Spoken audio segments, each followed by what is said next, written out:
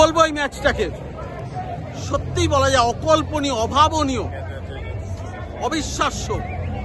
চন্দ্রবিন্দুর গানের লাইন ধরে বলি, এভাবেও ফিরে আসা যায়। ইংল্যান্ডে জর্ডন যখন ফার্স্ট গোলটা করে দিয়েছিলেন, মনে হচ্ছিল যে 60 বছরের দীর্ঘ অপেক্ষার মুক্তি।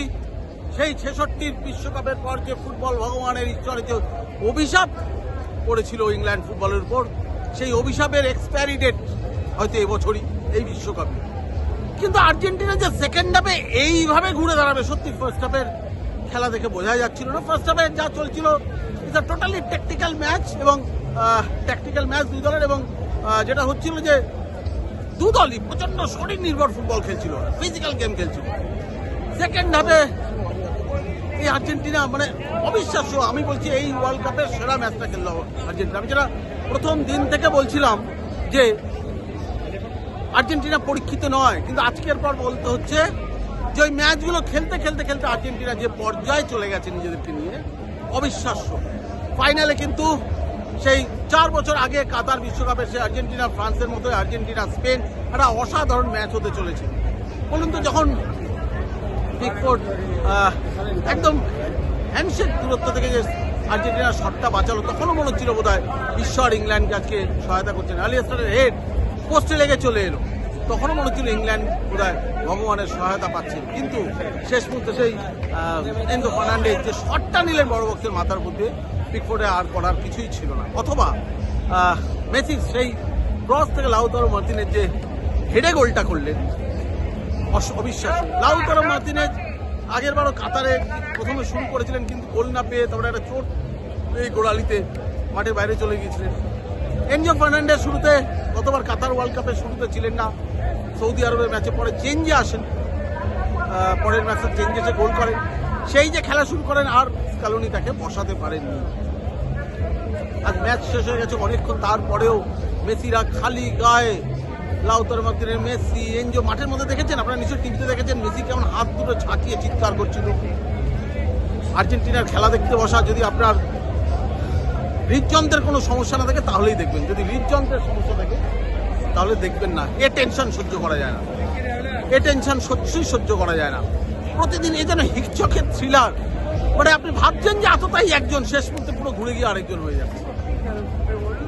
আর্জেন্টিনা শুরু আর শেষ সম্পূর্ণ ডিফারেন্ট।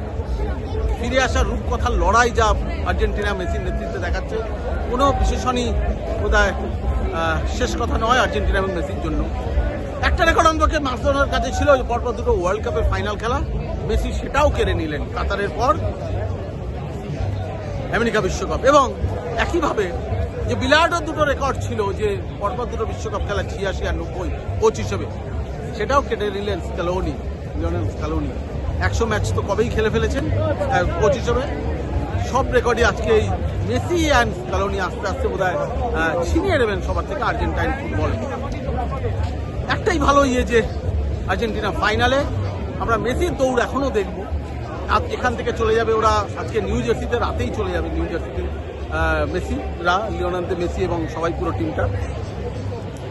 তো এই স্টেডিয়াম পেছনে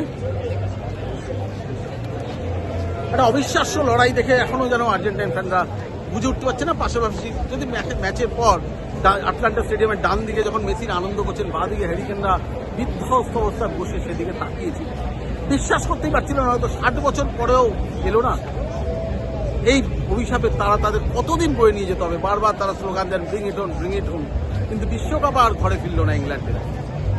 এ দুর্ভাগ্য, অত বড় একটা লিগ চালা IPL এর, কিন্তু না, কিছু করার নেই। আর লাউতারো মার্টিনেজের পিঠে কতগুলো ট্যাটু করা আছে, আজকের পর সেই ট্যাটু হতে ওর ফুটবল ক্যারিয়ারে বিভিন্ন গুরুত্বপূর্ণ মুহূর্তগুলো রয়েছে। আজকের পর এই গোলটার পর দিয়ে সব ট্যাটু গুছিয়ে শুধু এইটাই রাখা উচিত। এবং সে যদি আর কোনোদিন কোনো গোলও না করে আর্জেন্টিনার হয়ে, আমার মনে হয় না কোনোদিন আর্জেন্টাইনরা তাকে আর কোনো কটু কথা বলবেন। এই একটি গোল তার জীবনের এবং আর্জেন্টিনার ফুটবল ইতিহাসের জন্য কত গুরুত্বপূর্ণ সে একদিন বুঝবে, নিশ্চয়ই পৃথিবী বুঝবে, আর্জেন্টাইন ফ্যানরা বুঝবে। ইংল্যান্ডকে সেই 86-তে মারাদোনা হারিয়েছিলেন ফকল্যান্ডের প্রতিশোধ দিতে, আজকে মেসি তো কোনোদিন ইংল্যান্ডের সাথে খেলেইনি, কিন্তু তার মনে হয় যে এত জ্বালা ছিল। সেকেন্ড হাফে এরকম ঐশ্বরিক ক্ষমতা না হলে, কিছু ভর না করলে এইভাবে ফিরে আসা যায় না ইংল্যান্ডের বিরুদ্ধে। ফাইনালে মেসিরা স্পেনের বিরুদ্ধে 19 তারিখ মেটলাইফ স্টেডিয়ামে আজকে রাতেই প্রাইভেট জেটে আটলান্টা থেকে নিউ জার্সি উড়ে যাচ্ছে মেসিরা। আর আমি দুলাল দে আটলান্টা স্টেডিয়াম থেকে রেপ স্পোর্টসে চলছি।